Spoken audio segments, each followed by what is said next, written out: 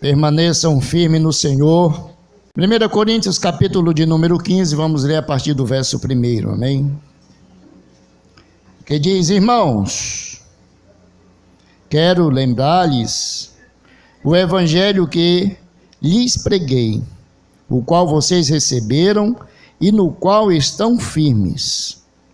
Por meio deste evangelho vocês são salvos, desde que se apeguem firmemente à palavra que lhes preguei.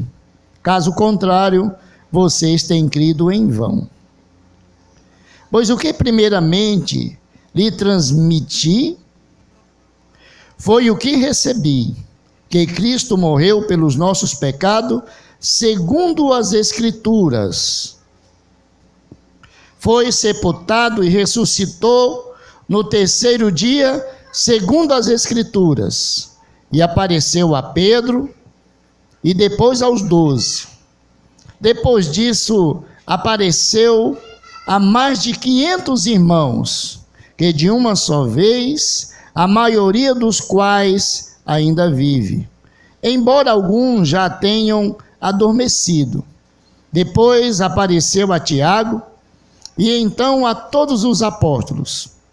Depois destes, apareceu também a mim, como a um que nasceu fora do tempo. Pois sou o menor dos apóstolos, e nem sequer mereço ser chamado apóstolo, porque persegui a igreja de Deus. Mas pela graça de Deus, sou o que sou, e a sua graça para comigo não foi inútil. Antes, trabalhei mais do que todos eles, contudo, não eu, mas a graça de Deus comigo. Portanto, que tenha sido eu, quer tenha sido eles, é isto que pregamos e é isto que vocês creram. Aleluia. O mundo aí fora, como ele é uma grande maioria, está pautado no catolicismo romano, então eles têm uma ideia, na verdade até nós que somos crentes, temos uma ideia ainda muito distorcida do que é Páscoa. Porque eu não quero aqui me alongar nesse tema, outro dia nós podemos nos aprofundar, mas é algo que realmente não pode passar. Na verdade, irmãos, hoje a Páscoa que nós vemos, que as pessoas pensam, né? Como o diácono Jean falou, não come carne de peixe, mas continua na carne, né? Então eles têm uma ideia muito louca assim da questão da Páscoa. Mas pastor, qual a importância da Páscoa? A Páscoa para o judeu, ela continua ainda representando para os judeus a sua saída do Egito, a liberdade que Deus concedeu a eles ao tirá-los do Egito. Então a Páscoa para os judeus, ela continua tendo o mesmo significado e o mesmo valor. Ela não mudou. Amém? Pastor, e para nós? Para nós também representa a nossa libertação e a nossa redenção em Cristo Jesus. Porque a Páscoa para nós, ela representa a ressurreição daquele que morreu pelos nossos pecados. Então, nós precisamos parar um pouco e começarmos realmente a refletir a respeito de certas coisas, não numa questão litúrgica ou religiosa, mas é algo que nós como cristãos deveria dar uma grande importância a esse momento. Porque a Igreja Católica, mesmo com todo o seu paganismo eles dão a importância que é devida à Páscoa, embora de uma forma errada, mas eles procuram fazer isso. E os cristãos, o que é que eles fazem na Páscoa? Nós, que fomos beneficiados com isso, o que é que nós fazemos na Páscoa? Comemos chocolate. Ou aproveitamos o feriado para... Por quê? Porque nós ainda não paramos, não aqui condenando os irmãos que vão viajar, tá? Entenda. O que eu estou dizendo aqui, irmãos, é que esse ano, não, mas a partir do próximo ano, nós vamos celebrar esse momento, porque é um momento importantíssimo, morte e ressurreição do nosso Senhor e Salvador Jesus, aquele que nos trouxe redenção e remissão dos nossos pecados. A ceia, ela foi estabelecida em uma reunião da Páscoa. A Bíblia diz, o apóstolo Paulo, ele deixa bem claro, né? Que o Senhor Jesus, na noite que foi traído, aí, tomou o pão, tendo dado graça, partiu e disse, este é o meu corpo. Então, lá no Egito, não foi o cordeiro? Pois é, a nova aliança também foi um cordeiro. Só que o da antiga aliança era um cordeiro representativo. E o da nova aliança foi o cordeiro de Deus. Você lembra que a Bíblia diz que Abraão disse o que para Isaac? Meu filho, Deus para si, cordeiro proverá. Deus proveu o cordeiro. Deus proveu um cordeiro para si. E esse cordeiro ele sacrificou lá no Gólgota, para que eu e você hoje estivéssemos aqui. Então essa é a data mais importante para a igreja. É a Páscoa. E eu quero aqui incentivar a amada igreja a colocar isso no seu coração e se programar. Aí tem um ano para isso. E se programar para na próxima Páscoa você vai estar ceando. Nós vamos estar ceando junto e você vai estabelecer uma ceia na sua casa, com a sua família, glorificando a Deus e exaltando a Deus pelo que Ele tem feito por nós através de Jesus. Amém? Quem está entendendo? Nós deveríamos estarmos pulando nessa data, saltando, porque ela representa tudo isso e muito mais. Então a igreja no Brasil, ela é muito longe dessas coisas, mas esses países onde a igreja ela é mais centrada, há uma grande importância. Por exemplo, na Europa e em outros locais, o Natal não tem tanta importância. A importância é a Páscoa. Então a Páscoa é um tempo que eles param. É um tempo que não há essa coisa como tem no Brasil. Eles param de verdade para reverenciar esse momento, essa data tão importante para o cristianismo no mundo inteiro. Mas hoje o que é que se ensina? Hoje só se ensina essa baboseira que está aí. As pessoas não têm nada de Bíblia, e aí vai falando asneira, e o povo cresce não. E o povo vai ficando alienado, sem conhecimento bíblico nenhum. E aí não sabe a importância de coisa nenhuma. Então, irmãos, esses dias, meditando nesse texto, meditando com o Senhor,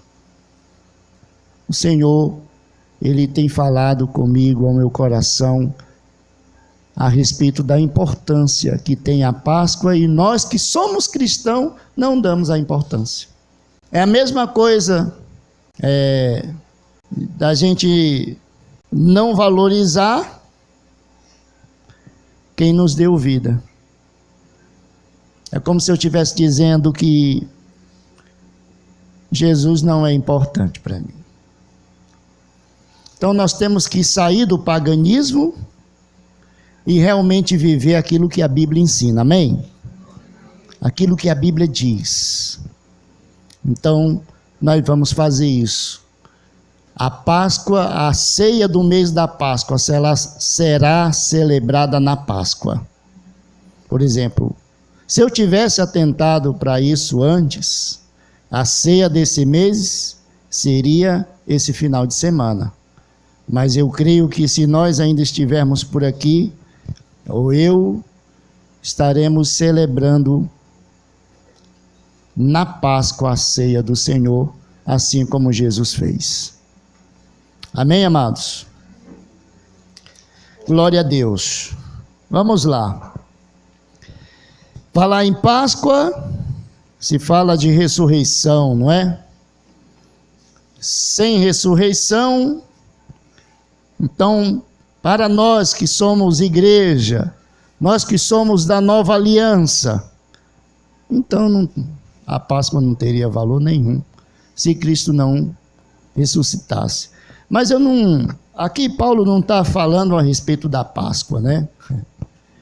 Paulo, na verdade, ele está tratando de um assunto que ele vai tratar aqui em Coríntios e também ele vai tratar aos Tessalonicenses, não só na primeira carta, como também na segunda carta, a respeito da morte e ressurreição, não só de Cristo, mas também de todos aqueles que estão em Cristo.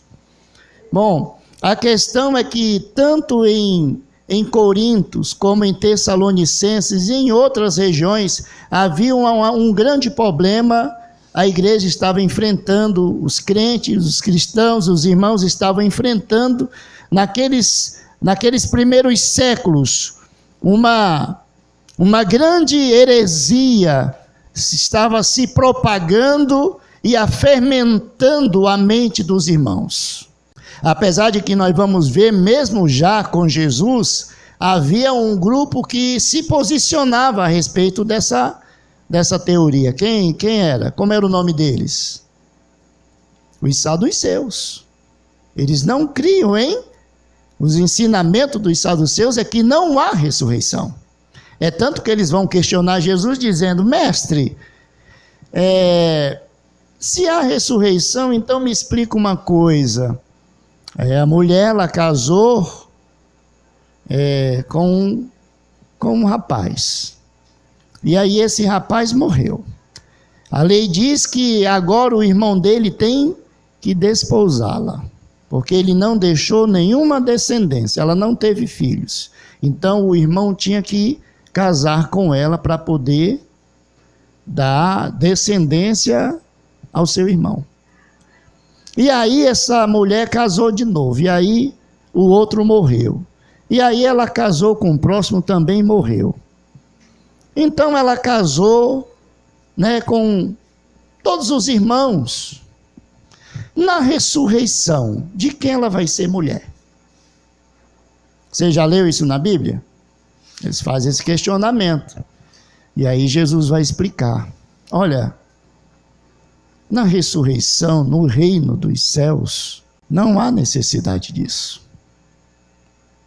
Porque todos serão como os anjos. Há uma linha de pensamento que diz que quando Jesus diz que aqueles da ressurreição serão como os anjos, é que os anjos, eles não têm sexo, né? Não, ali Jesus está dizendo que o casamento é para quê? O casamento é para procriação.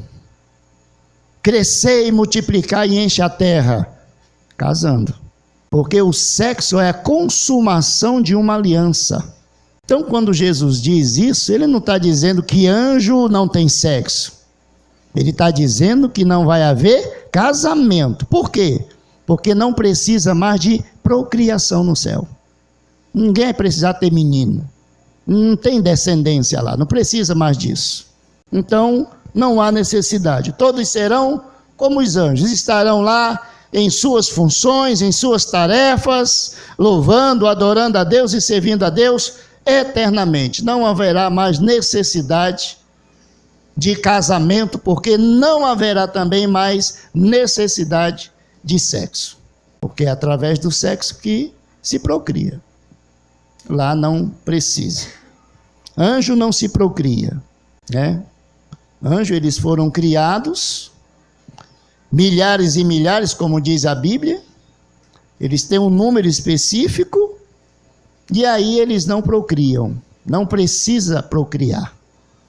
Então o homem, Deus criou para procriar. Por quê? Porque precisava encher a terra. E Deus, ele trabalhou com o homem assim. Os anjos, os querubins, os serafins, todo mundo, ele foi criando de muito, né? Foi criando de muito. O homem, ele só fez homem e mulher. Por quê? Porque a raça humana, Deus, na sua onisciência e na sua sabedoria, ele escolheu fazer assim. Homem e mulher, esses dois, eles vão se casar, formar uma aliança e daí vão procriar e encher toda a terra. Deus escolheu fazer assim. Com os anjos não foi diferente. Se Deus quisesse ter feito assim, também ele tinha feito o anjo macho, o anjo fêmea, e estava enchendo lá o céu de anjinho pequeno. Então Deus, ele trabalha tudo em conformidade e da forma que ele quer. E aí, quem vai questionar? Nós, eu, você, nem ninguém pode questionar Deus. Ele é Deus. Ele faz do jeito dele. Ele faz como ele quer. Deus, por que não? Não tem porquê. Ele quis assim, então deixa assim. E glória a Deus porque ele fez assim. Amém? Então, os saduceus no tempo de Jesus já cutucava ali, já havia a seita dos saduceus, que ensinava o povo dizendo que não vai haver ressurreição, não tem ressurreição. Quem diz que quem morre volta? E conversa essa é conversa, rapaz, tem não. Só que nos primeiros séculos a igreja ela foi bombardeada com uma doutrina, não só pelos saduceus, mas pelo um grupo de pessoas que se declarava cristãos, irmãos. Estava fermentando o povo, não só em Corinto, mas você vai ver esse problema também lá aos Tessalonicenses, é tanto que Paulo vai escrever 2 vezes o mesmo assunto lá, abordando esse assunto, a respeito da ressurreição, da vinda do Senhor, porque isso estava causando, irmãos, uma grande dúvida na mente das pessoas. E hoje, do jeito que as coisas estão indo, o que parece é que muitos perderam a sua esperança a respeito da morada do céu. O que se vê é que muitos estão fazendo ao contrário. Jesus disse, juntem tesouro no céu. Muitos estão querendo juntar tesouro na terra. Muitos estão fazendo que nem um filho pródigo. Deus, me dá o que eu tenho no céu, para mim gozar aqui na terra. E Jesus disse, não, é melhor vocês gozar no céu, guardar tesouro no céu, para quando vocês for para lá, vocês gastar lá. E tem muitos fazendo o contrário, né? Já não guardou nada lá. Mas, como a Bíblia diz que agora é filho de Deus e que Deus tem que dar tudo a ele, porque agora ele é filho, aí ele está exigindo de Deus, igual o filho pródigo, me dá a minha parte que me cabe e eu vou gozar por aí. Não foi assim que o filho pródigo fez? Pois está cheio de filho pródigo aí. Pedindo a Deus o que não é dele, é de Deus. O apóstolo Paulo diz, irmãos, quero lembrar-lhes. O lembrar deixa claro de que essa não é a primeira vez que o apóstolo Paulo está abordando esse assunto. Isso quer dizer que outras vezes houve uma necessidade de ser abordado esse assunto a respeito da ressurreição do Senhor Jesus dentre os mortos. Mas agora Paulo ele vem com mais firmeza. Paulo agora ele vem para, como se diz na linguagem do cearense, vem para descatitar mesmo, vem para derrubar. Ele agora não está trazendo só uma instrução, ele está trazendo uma instrução e agora ele vem com provas. Porque, quero lembrar-lhes, quer dizer que Paulo já havia falado a respeito da ressurreição, da importância da ressurreição e como nós devemos estarmos firmados nisso.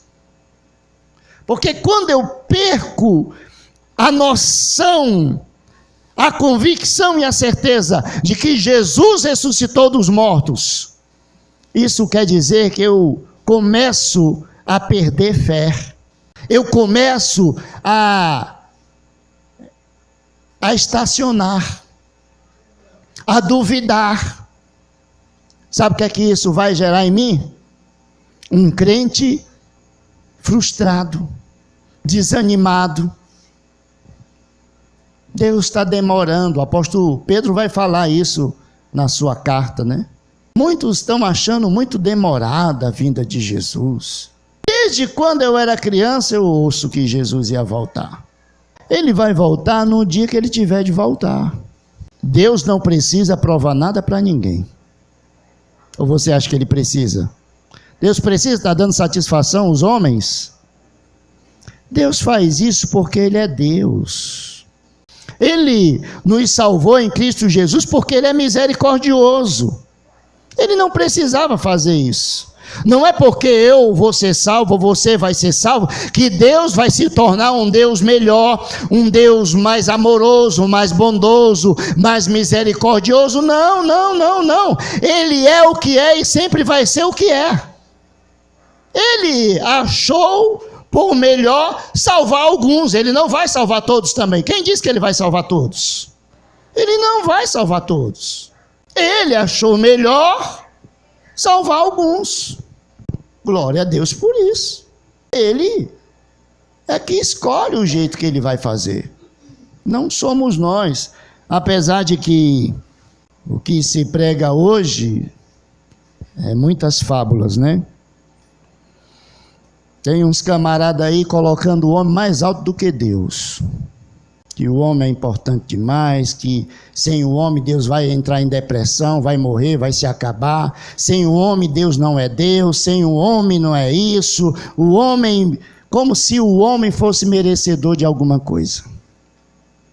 O homem, o apóstolo Paulo vai dizer isso aqui: eu sou o que sou pela graça. Que é graça? Favor imerecido. Paulo está dizendo, eu sou apóstolo, mas eu sou um dos menores. A humildade de Paulo. E eu sou o que eu sou pela graça, ou seja, ele me fez um favor em que eu não merecia e ele me fez apóstolo. É um favor que Deus me fez. Eu não merecia isso. Somos amados por Deus? Amém, a Bíblia diz isso. Somos mais do que vencedores em Cristo? Amém, a Bíblia diz isso. Somos lavados e remidos no sangue de Jesus? Amém, a Bíblia diz isso. Jesus morreu e ressuscitou ao terceiro dia? Amém, a Bíblia diz isso. Para quê? Para que o homem tenha redenção. Amém, a Bíblia diz muita coisa. Todavia, tudo que a Bíblia diz não aponta para o homem, aponta para Deus. Eu não tinha valor, hoje eu tenho valor. Por quê? Porque Deus me dá valor. Então, o foco não sou eu, o foco é Deus. Porque se hoje eu sou o que sou e você é o que é, se hoje eu tenho o que tenho e você tem o que tem, nós somos devedores a Deus, não aos nossos méritos. A fé nos foi dada para a salvação, não para manipularmos Deus. Não que eu tenho fé e Deus vai ter que fazer conforme a minha fé. Deus faz conforme a sua vontade. Deus não faz conforme fé de ninguém. Ah, pastor, mas a Bíblia diz, Jesus disse que aquele homem tinha uma fé, como ele não achou em Israel, uma fé como a do centurião, e no final ele diz, seja feito conforme a tua fé. O que Jesus está dizendo ali é o seguinte: eu vou considerar a sua confiança em Deus, eu vou lhe fazer este favor, eu vou lhe agraciar, eu vou abençoar você, curando o seu servo, porque você está firme, você buscou na pessoa certa, e era necessário realmente Jesus fazer todos aqueles milagres, mas tudo é para a glória de Deus, e tudo aponta para Deus. Eu posso trabalhar, estudar, me formar, crescer, ter um excelente emprego, é glória de Deus, não tem glória de homem. Ah, pastor, mas eu estudei, me esforcei, não fez mais do que a sua obrigação. É Ele quem dá, é Ele quem faz. Toda honra e toda glória é de Deus, Ele não divide a sua glória. É de Deus, amém? Então, o lembrar aqui deixa claro que ele abordou outras vezes esse assunto. Então, quero lembrar-lhe o evangelho que lhes preguei, o qual vocês receberam e no qual estáis firmes. Parece que Paulo ele detectou um problema aqui. Parece que as más conversações estavam tirando os irmãos do foco. Qual o foco? O foco é Jesus. Qual é o foco do evangelho? Jesus. Para quem o evangelho aponta? Jesus. A quem o evangelho declara toda a honra, todo o poder, toda a majestade? Jesus. Irmãos, eu venho aqui lembrá-lo que o evangelho que eu preguei para vocês, a mensagem que de início eu preguei para vocês, a qual vocês ouviram, entenderam e creram, por meio deste evangelho vocês são salvos, desde que se apeguem firmemente à palavra que lhes preguei. Caso contrário, vocês têm crido em vão.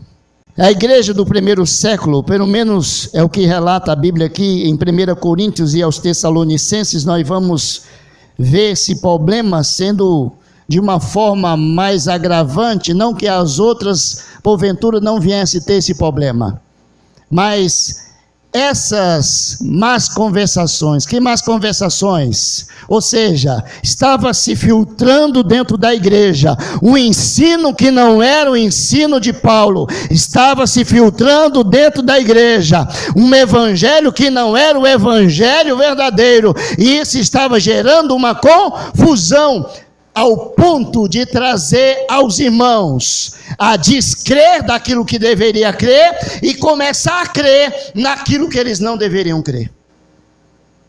E isso acontece hoje. Paulo está dizendo: o evangelho que de início eu preguei é o mesmo que eu prego hoje, é o mesmo que eu vou pregar sempre.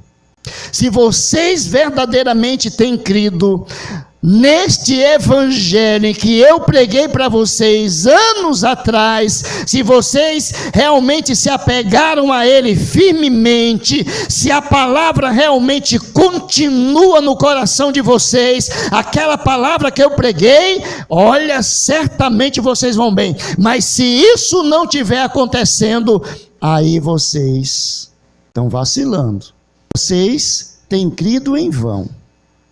Veja que Paulo ele vai abordar o quê? Ele vai abordar ressurreição. Isso quer dizer que a igreja estava tendo um forte ataque por parte de Satanás nesta área, levando a igreja a desacreditar na ressurreição do Cristo vivo, causando dúvida e confusão no meio do povo, ao ponto de uns dizer, eu creio na ressurreição, e já tinha muitos dizendo, eu acho que não tem ressurreição não, eu acho que isso aí é muita conversa, é muita ideia, eu acho que isso aí, cara, é coisa de gente louco, de gente fanático, isso é religiosidade. Aí Paulo vai dizer, o evangelho que eu preguei de início, qual é o evangelho? Qual é o assunto que ele está abordando? Ressurreição. Então isso quer dizer que, qual foi a mensagem de Paulo para a igreja de Coríntios, Tessalonicenses, Colossenses, qualquer uma, Efésios, qualquer uma, qual foi? Jesus morreu pelos nossos pecados, e ele ressuscitou ao terceiro dia. Essa era a mensagem do apóstolo Paulo. Não era uma mensagem com muitos conhecimentos geográficos, científicos, históricos. Não, era a mensagem do evangelho. E como eu já disse aqui, o que é o evangelho, pastor? Evangelho se resume em quê? Em morte e ressurreição de Jesus. Essa é a mensagem do evangelho, não tem outra mensagem. Não existe evangelho sem a morte e ressurreição de Jesus. Isso que se prega por aí não é evangelho, isso é fábula, isso é história. Por isso que o Paulo usa a expressão evangelho. Em outras situações, escrevendo a outras igrejas, o apóstolo Paulo vai usar uma outra palavra. Ele não usa evangelho, ele usa o quê? Doutrina. O evangelho, quando fala evangelho, está direcionado, morte e ressurreição de Jesus. Doutrina está relacionado o quê? A doutrina é para aqueles que creram no evangelho, que creu que Jesus morreu pelos seus pecados e ressuscitou. Esses que creem agora vão para a doutrina. O que é doutrina? Eles vão aprender a doutrina, que vai ensinar eles o quê? A perdoar o irmão, a pedir perdão, a amar a esposa, a amar os filhos, a orar, a jejuar, a ler, a guardar. Isso é doutrina. Mas evangelho é simples. Jesus morreu pelos nossos pecados e ele ressuscitou ao terceiro dia. Jesus tem sempre que estar na mensagem do evangelho. Aí quando se crê no evangelho, que passa para a igreja, aí vem a doutrina. Ele vai aprender, segundo a palavra de Deus, seus comportamentos, desejos malignos e ações que não glorificam a Deus, e ele vai aprender que isso tem que ser tirado da vida dele. Aí é o processo de santificação. Quem está entendendo? Aleluia. Então Paulo está dizendo, se vocês não permanecem no evangelho pregado de início, então vocês creram em vão. Porque ele é o quê? É a primícia dos que dormem.